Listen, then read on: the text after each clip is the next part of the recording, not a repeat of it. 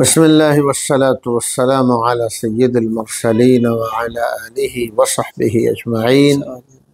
والمفعول فيه وهو ما سلط عليه عامل على معنى فيه من اسم زمان أو اسم مكان مبهم.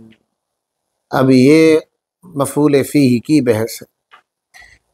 یہ متن ہے جو اصل کتاب ہے، اس میں تعریف کی جا رہی ہے مفعول فیہ کی.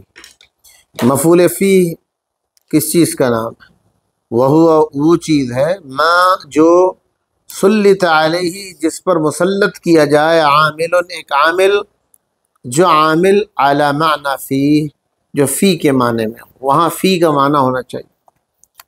من اسم زمان، اسم زمان میں سے. اسم زمان کی دو قسمیں آئیں گی، اسم زمان مبہم، اسم زمان محدود. ابھی اس کی شکلیں ہم پڑھیں گے، اس لیے یہاں مطلق اسم زمان کہہ دیا. صمت یوم الخمیس و صمت حینا، یہ دونوں مثالیں. یوم الخمیس اسم زمان محدود کی مثال ہے، اور حینا اسم زمان مبہم کی مثال ہے. او اسبوعا یہ متعدد کی مثال ہے، معدود جس کو کہتے ہیں. اسم زمان محدود کی بھی دو قسمیں ہیں، ایک معدود ہے، ایک مختص بھی ہے، اس کو بھی ہم سمجھنے کی کوشش کریں گے. اور اسم مکان مبہم، دیکھیے اسم مکان کی دو قسمیں ہیں. ایک اسم مکان مبہم ہے، وہاں مفعول فیہ میں بغیر فی کے، یعنی بغیر ظاہراً فی کے، معنی فی کے ساتھ آئے، اسی لیے اعلی معنی فی کا ظہور نہیں ہو. یہاں مکان مبہم کا اسم زمان، اسم زمان محدود میں فی کا اظہار ہو. سمجھ میں اس کی مثال دی جا سکتی ہے کہ اس میں بھی کتاب میں بھی دی گئی ہے، کہ اس میں کتاب میں یہ دی گئی ہے کہ صلیت فی المسجد. دیکھیے مسجد محدود ہے. صلیت فی المسجد، تعلمت فی المدرسہ، تو یہ فی المدرسہ یہ سب اس میں زمان، اس میں مکان ہے مگر محدود ہے. اور ایسے اس میں زمان جو محدود نہیں ہے، مبہم ہے، وہ جہات ستہ ہیں: امام، خلف، یمین، شمال، فوق، تحت. یہ اس میں مکان ہے، سامنے کا حصہ کتنا ہے؟ مبہم ہے، وہ تو 50 کلومیٹر تک کا ہو سکتا ہے. دائیں طرف، بائیں طرف، یہ محدود نہیں ہے، غیر محدود ہے. تو یہ ہمیں سمجھنا. وہو الجہات الست، یہ جہات ستہ ہیں، 6 جہتیں. کالامام والفوق والیمین، یہ 3 بتا کر انہوں نے وعکسہن کہہ دیا. اس کے برعکس امام کا خلف ہے، فوق کا تحت ہے، یمین کا شمال ہے. یہ عکسہن. وصنوہن، اور ان سب کا بننا، کا عند، ولدا، عند اور لدا کی طرح. والمقادیر کالفرسخ،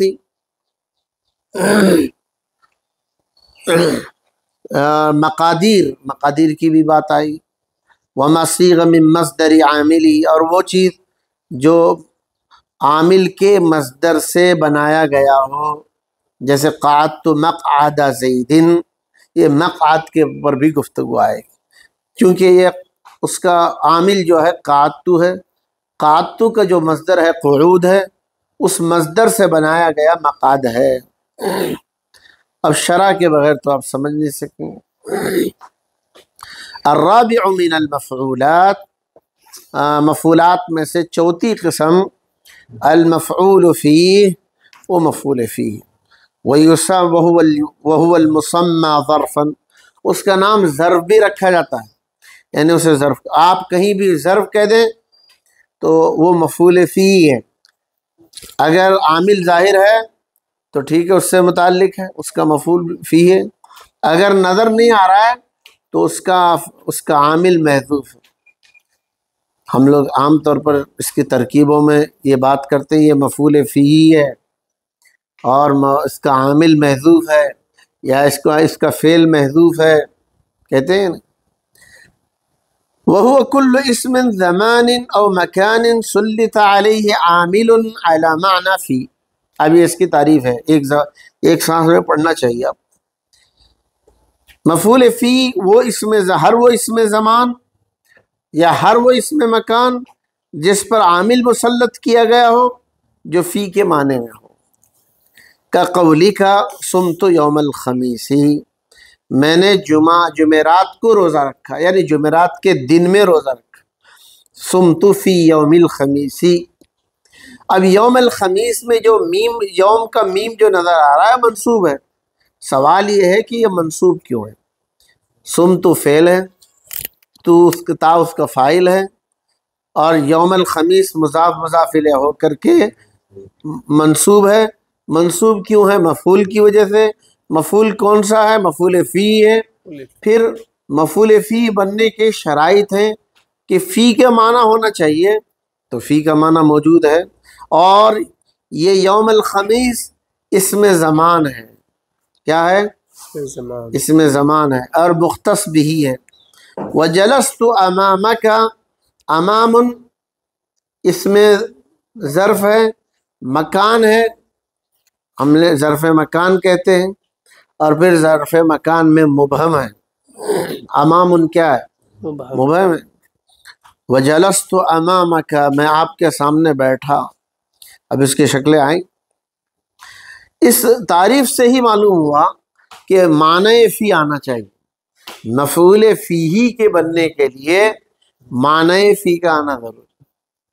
اگر معنی فی آ رہا ہے تب مفعول فی بنے گا، اگر معنی فی نہیں آ رہا ہے تو مفعول فی نہیں بنے گا۔ اب دیکھیے وعلم، جان لیا گیا، مما ذکرتہ، جس کو میں نے ابھی ذکر کیا، یعنی تعریف سے ہی معلوم ہو گیا۔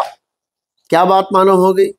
انہ لیس من الظروف یوما وحیث، من قولہ تعالی، اللہ تعالیٰ کے قول میں یومن اور حیث ظروف میں سے نہیں۔ مفعول فیہ کو ظرف بھی کہا جاتا ہے، اس کا نام ظرف بھی ہوتا ہے، اس کا نام مفعول فیہ بھی ہوتا ہے، تو ہمیں ظرف بھی سمجھنا ہے۔ چلیے وعلم مما ذکرتہ، میں جان لیا گیا جس کو میں نے ذکر کیا، انہ لیس من الظروف، کہ وہ ظروف میں سے نہیں ہے، یومن اور حیث، من قولہ تعالی انا نخاف من ربنا یوما عبوسا قمطریرا، ہم ڈرتے ہیں ہمارے رب سے اس دن کے بارے میں جو عبوسن، جو اداسی والا ہے یا چہرہ بگاڑنے والا ہے، قمطریرا سخت ہے۔ عبس کا لفظ بھی عبس و تولا، اس نے چہرہ بگاڑا، ترش روئی کی، تو چہرہ بدلنے کو عبس کہتے ہیں، عبوسن جو اداسی والا، قمطریرا سخت ہے۔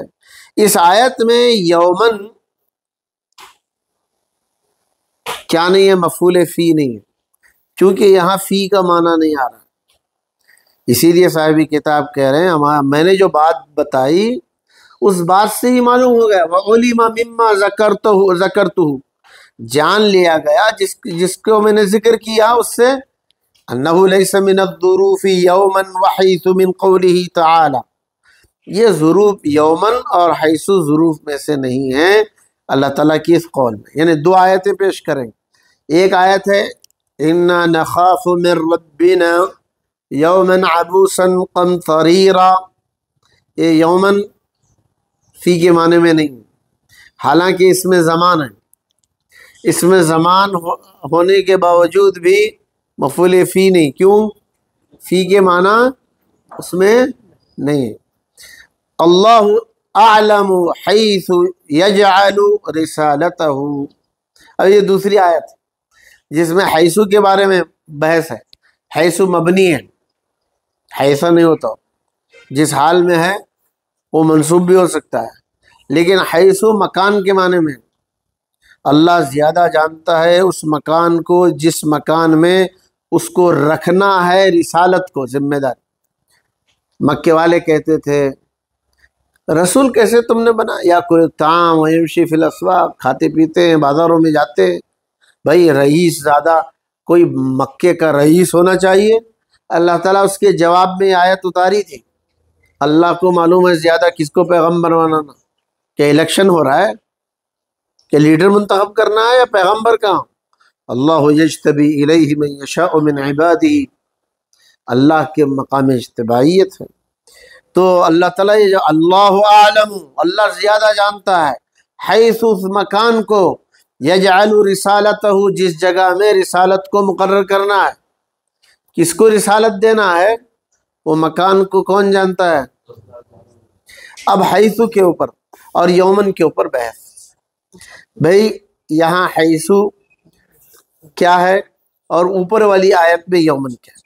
فَإِنَّهُمَا، وہ دونوں کے دونوں، وَإِنْ كَانَ زَمَانًا وَمَكَانًا، یومن زمانی، اس میں زمان ہے، اور حیث کیا ہے، اس میں مکان۔ لَكِنَّهُمَا، لیکن وہ دونوں کے دونوں، لَيْسَ عَلَى مَعْنَى فی کے معنی میں نہیں۔ کیوں؟ فی کا معنی لے کر آؤ نا، نہیں لا سکتے۔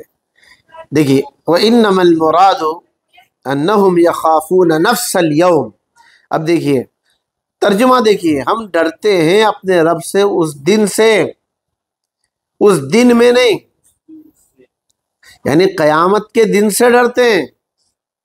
وہ دن تو آیا ہی نہیں، ابھی وہ دن بعد میں آئے گا، اسی لیے یہاں فی کا معنی نہیں آ رہا۔ وَإِنَّمَا الْمُرَادُ، مراد یہ ہے کہ انہم یخافون نفس اليوم، وہ ڈرتے تھے نفس یوم سے، فی یوم سے نہیں ڈرتے تھے۔ کس سے ڈرتے تھے؟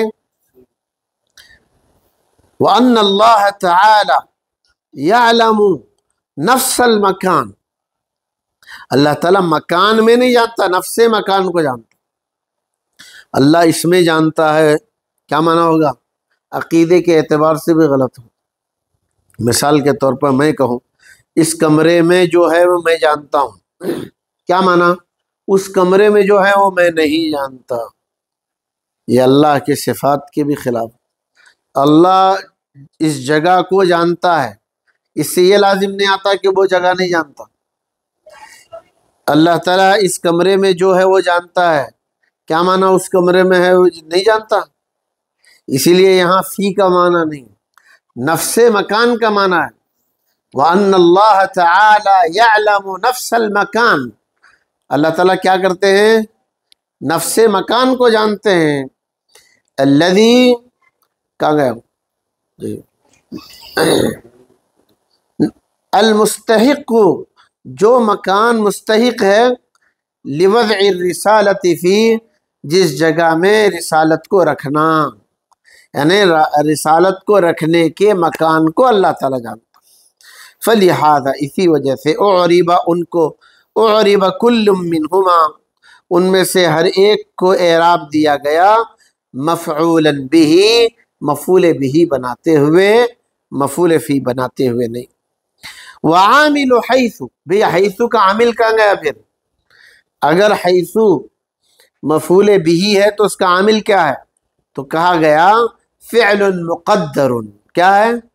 فعل مقدر ہے، دل علیہ اعلم، اس کے اوپر دلالت کرنے والا ہے اعلم، اور اے یعلم وہ فعل ہے، یعنی عالم تو دلالت کرنے والا دال ہے، اور وہ جو فعل مقدر ہے وہ کیا ہے؟ یعلم ہے۔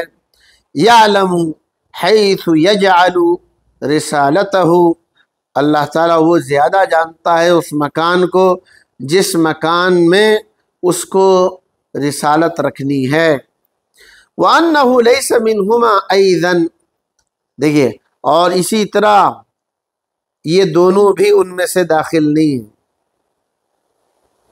أَن تَنْكِحُوهُنَّ مِنْ قَوْلِهِ تَعَالَى، ایک ہی مثال دی انہوں نے کہ أَن تَنْكِحُوهُنَّ، ان مصدریہ، تنکحوہن فعل ہے، پھر فاعل ہے، پھر مفعول ہے اس میں. تنکیحو ہن، تم نکاح کرتے ہو ان سے. اب دیکھو ان کے بعد آنے کی وجہ سے مصدر کی تعویل میں آ کر اسم بن رہا ہے. ایک اس میں مؤول پڑھ کے آئے ہیں تعویل شدہ اسم. ان تنکحوہن من قولہ تعالی وترغبون. اب دیکھیے وترغبون اگر میں لکھوں یہاں وترغبون، آگے کیا ہے؟ ان تنکحوہن. اب دیکھیے یہ واو چھوڑ دیں آپ، واو حرف عطف ہے. ترغبون اس کی ترغیب کیا کریں گے؟ فعل، پھر فاعل، ہم ضمیر. ہاں ٹھیک. اب یہ ان مصدریہ، تنکیحوہن فعل، ہم ضمیر فاعل، ہم ضمیر فاعل ہے، ہم ضمیر ہے. تم رغبت کرتے ہو، تم چاہتے ہو کہ تم نکاح کرو ان عورتوں سے. ہن کیا بنے گا؟ مفعول بھی بنے گا. اب ہو جو ہے یہ واو جمع کا ہے. ترکیب سمجھ میں آ رہی؟ اب بھئی یہ پورا جملہ اس کی ترکیب کیا ہوگی؟ اس کا مطلب یہ ہوا اگر اس کو ہم اس میں مؤول کو اسم بنائیں وَتَرْغَبُونَ فی نکاحہن. اب دیکھیے ہم نے اس کو اسم بنایا، اسی آیت کو فی نکاحہن. اب سوال یہ ہے کہ یہ مفعول فیہ ہے کیا؟ حالانکہ یہ فی کے معنی میں آ رہا ہے. سوال یہ ہے یہاں کون سے معنی میں ہے؟ فی کے معنی میں. باوجود فی کے معنی میں آنے کے یہ مفعول فیہ نہیں ہے، مفعول فی نہیں ہے. کیا ہے؟ مفعول بھی ہے. کیا ہے؟ مفعول بھی. یہ سمجھنا، اس کو ادھر لکھنا. مفعول فی نہیں ہے. کیوں نہیں ہے بولی؟ وجہ کیا ہوگی اس کی؟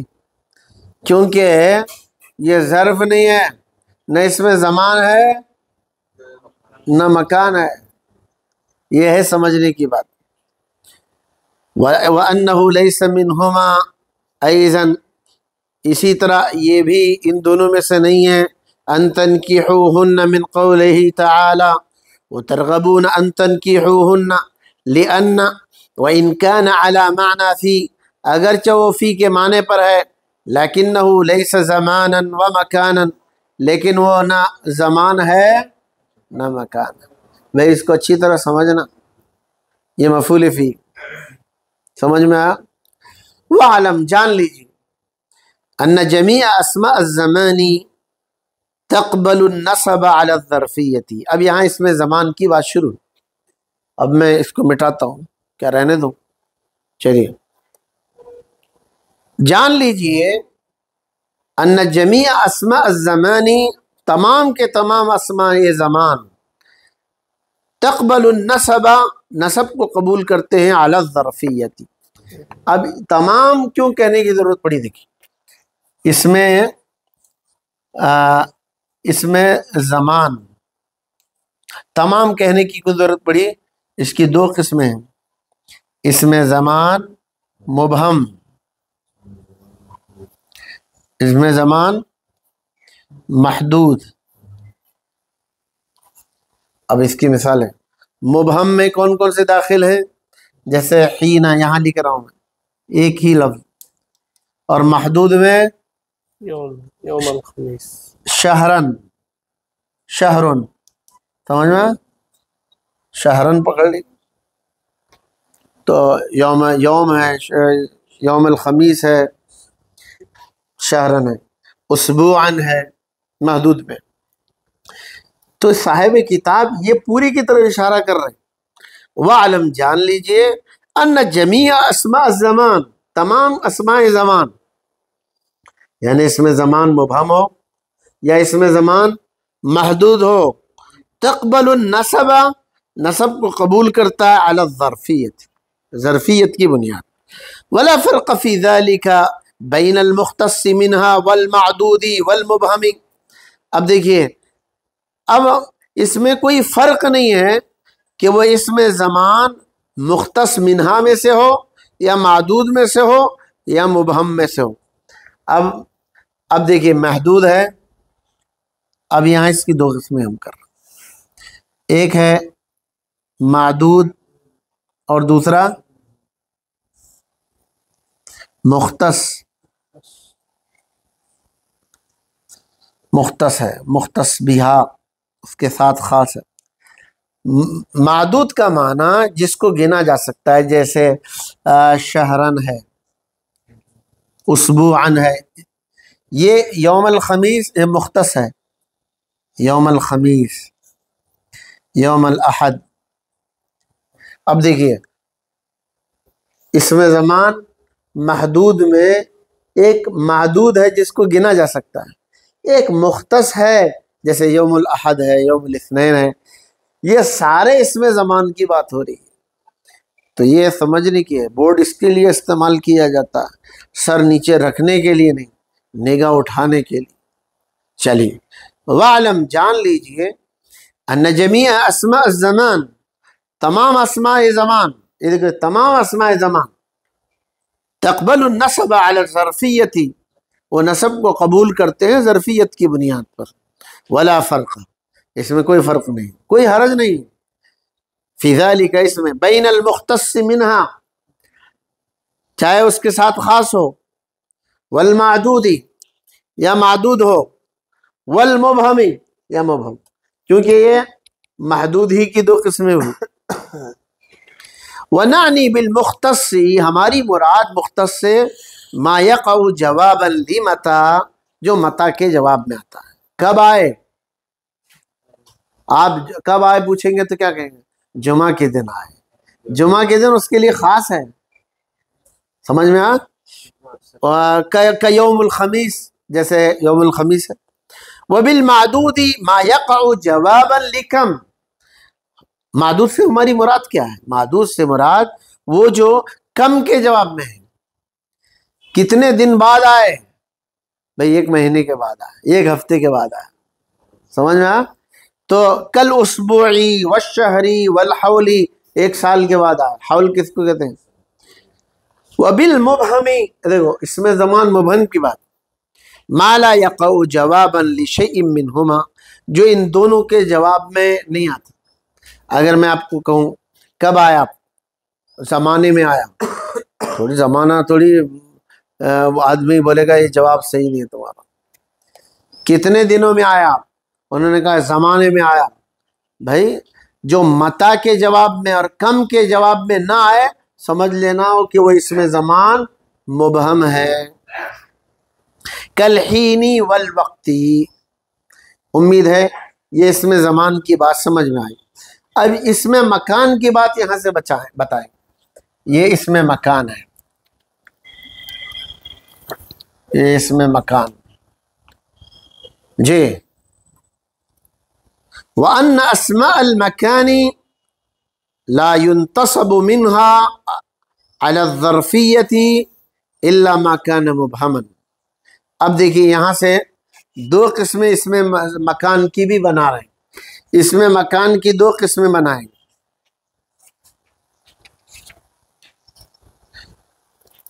اس میں مکان کی ایک پہلی قسم کیا ہے؟ اس میں مکان مبہم، اور دوسرا اس میں مکان محدود. اب اس میں مکان مبہم سے مراد کیا ہے؟ ایسی جگہ جو مبہم ہے، جو کیا نہیں ہے، یہ جہات 6 ہیں، یعنی امام، خلف، فوق، تحت، یمین، شمال. آپ دیکھیے یہ سب کیا ہیں؟ مبہم ہے. اور یہ اس میں مکان مبہم میں مدرسۃ، دارن بیتن، یہ بھی مکان ہے، محدود ہے، مدرسہ کی جگہ کتنی ہوگی؟ اب یہاں سمجھنے کی بات ہے، مفعول فیہ اس میں زمان کی یہ ساری شکلیں بن جائے گی، لیکن صاحب کتاب کہہ رہے ہیں وَأَنَّ أَسْمَاءَ الْمَكَانِ لَا يُنْتَصَبُ مِنْهَا عَلَى الظَّرْفِيَّةِ، اسماء مکان ان کو نسب نہیں دیا جاتا ظرفیت کی بنیاد پر، الا ما كان مبہمن، جبکہ وہ مبہم ہو۔ بولیے کیا ہو؟ وہم۔ دیکھیے یہ مفعول فیہ بن سکتا ہے، یہ مفعول فیہ نہیں بن سکتا۔ یہاں مفعول فی کا معنی یہاں فی کا فی ظاہر ہوگا، پھر جار مجرور آئیں گے، سمجھ میں آیا؟ مثال کے طور پر میں کہوں جلست امامک، میں ایک مثال دے رہا ہوں، جلست امامک، اب یہ امامک مفعول فی ہے، بولیے کیا ہے؟ اب مسئلہ یہ ہے جلست دارک نہیں بول سکتے، اب یہی لکھے جلست فی داری کا بولنا، فی لانا ضروری ہو گیا، سمجھ میں آیا؟ تو اس میں مکان محدود میں فی کا لانا ظاہر ہو جائے گا، اسی لیے یہ مفعول فی نہیں بنتا، جار مجرور مل کر متعلق بنتے ہیں۔ یہ باتیں اس سے پہلے بھی آئی ہوں گی، گزری ہوں گی۔ تو اس میں مکان میں مفعول بھی، اس میں مکان مبہم ہی بنتا ہے، لیکن اس میں زمان کی جتنی بھی شکلیں ہیں وہ مفعول فی بن سکتی ہیں۔ جی آپ پریشان لگ رہے کچھ؟ والمبہم ثلاثۃ انواع، مبہم کی تین قسمیں دیکھیں، مبہم کی تین قسم، احدها اسماء الجہات الست، ایک ہے اسماء جہات ستہ، یہ اسماء، اس کی قسمیں دیکھیں، اس میں مکان مبہم، یا تو پہلی قسم اسماء اسماء جہات، جہات ستہ، دوسری مقادیر کہلاتا ہے، مقداریں، یہ بھی مبہم ہوتی ہے، 1 کلومیٹر، 2 کلومیٹر، 3 کلومیٹر۔ پھر تیسری ایک شکل ہے، تیسری بھی ایک شکل بتائیں گے، احدها ان میں سے ایک اسماء الجہات الست، وہی الفوق والتحت والاعلی والاسفل، جی، والیمین والشمال وذات الیمین وذات الشمال والوراء والامام، یہ جہات ستہ ہی میں سے ہیں، انہی کے معنی میں ہیں جو مبہم ہے اس میں زمان۔ چلیے، قال اللہ تعالی وفوق کل ذی علم علیم، یہاں فوق آیا، قد جعل ربک تحتک سریا، تیرے رب نے تیرے نیچے ایک جاری کیا ہے چشمہ، تحتک، تحتکی جو کہ حضرت مریم کی طرف اشارہ ہے، تاکہ اوپر زبر ہے، والرکب اسفل منکم، اسفل آیا، وتری الشمس اذا طلعت، تو دیکھے گا سورج کو جب وہ نکلتا ہے، تزاور عن کہفہم، وہ کٹتا ہے ان کی غار سے، ذات الیمین، سیدھی طرف۔ اب اس میں ذات الیمین ہے، وَإِذَا غَرَبَتْ تَقْرِضُهُمْ ذَاتَ الشِّمَالِ، اور جب وہ غروب ہوتا ہے تو ان سے کٹتا ہے لیفٹ سائڈ سے۔ ایک ڈائیگرام ہے، اصحاب کہف کہاں سوئے ہیں، سورج کی روشنی آتی بھی ہے، کیونکہ ہر انسان کو سورج کی روشنی کی بھی ضرورت ہے۔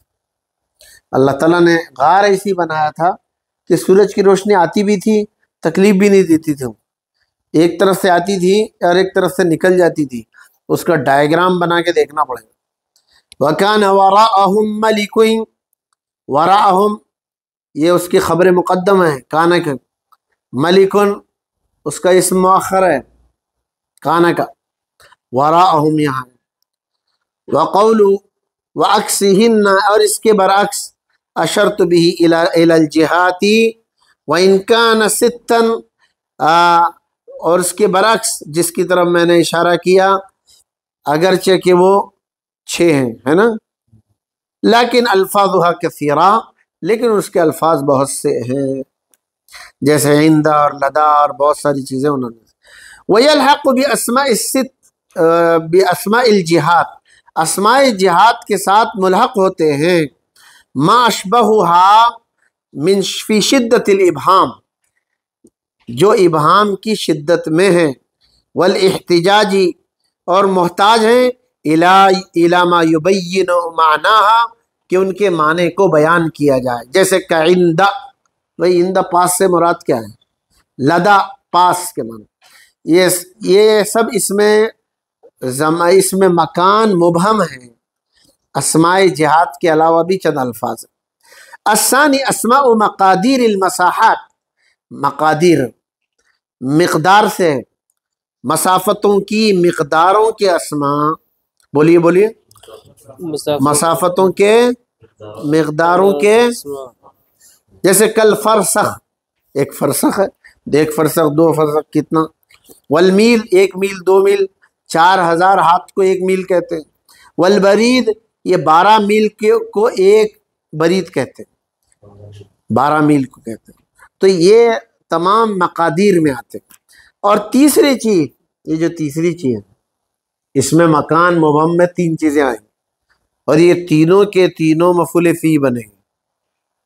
چلیے، مکان مسوغا من مصدر لعاملی، جو بنایا گیا ہو مصدر سے، لعاملی اسی کے عامل سے.